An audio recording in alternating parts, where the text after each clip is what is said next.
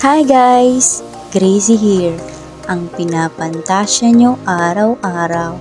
Another vlog, another lakad soli edition. In today's video, samahan nyo ako habang naglalakad, papuntang school, papunta pa sa kaya ng jeep. Ligo mood agad ako dito dahil late na nagising.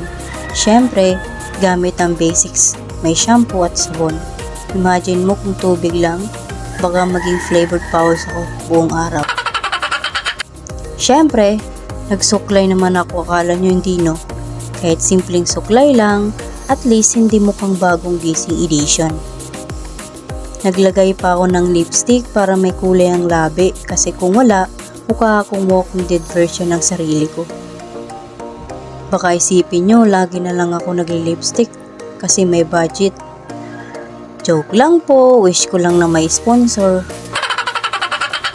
Sumakay na ako ng jeep tapos sabi ko kay manong driver, bayad po, maganda lang, baba RTU. Swerte kung may discount ang kapalit ng ganda pero char lang. Ang bilis ko nakapunta, syempre gumamit ako ng helicopter. Ang rich no? Joke lang. Fast forward mode na lang para hindi kayo maboard, instant teleport parang si Perena sa Encantadia. Kapangyarihan ko'y walang makakatalo. At this point, siguro napaisip na kayo, hala, paano siya nakarating agad? Relax lang, may secret power tayo dyan. Pagbaba ko sa RTO, konting lakad muna bago magsimula ang totoong adventure.